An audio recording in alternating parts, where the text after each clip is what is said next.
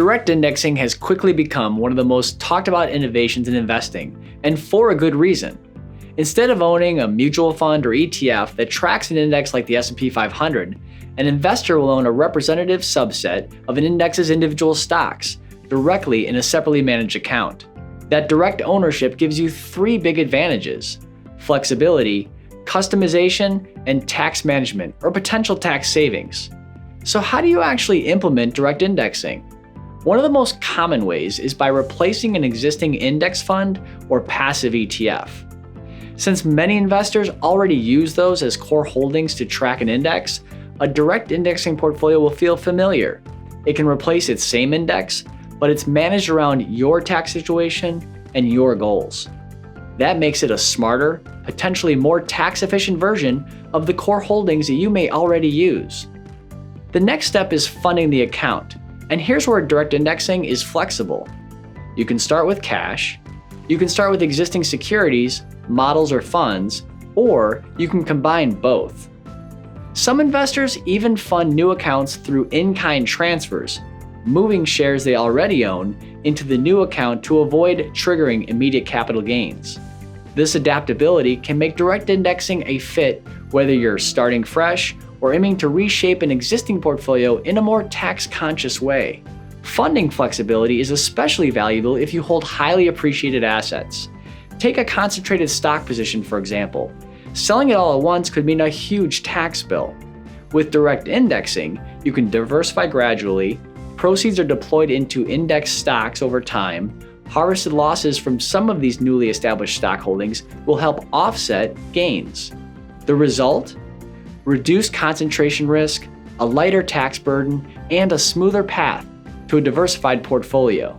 Another key element is how a direct indexing account is managed and how often it is reviewed. Some providers only act when a trigger opportunity is hit, like thresholds for a tax loss. Others act only on a monthly or quarterly basis. At Allspring, accounts are reviewed and optimized daily.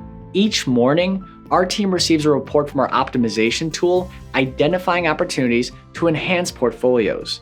These opportunities for both tax loss harvesting and improvement in tracking the index, also known as tracking error, are considered together. In plain language, your portfolio isn't just chasing losses. It stays aligned with the market while capturing tax benefits when possible. This balance between tax efficiency and index tracking helps keep the strategy disciplined. Implementing direct indexing is about more than swapping one investment for another. It's about building a flexible, tax-aware framework that adapts to your unique needs. Whether you're replacing an ETF, funding with cash or securities, diversifying a concentrated stock position, or preparing for retirement, direct indexing can become a core building block for a more tax-efficient, personalized portfolio.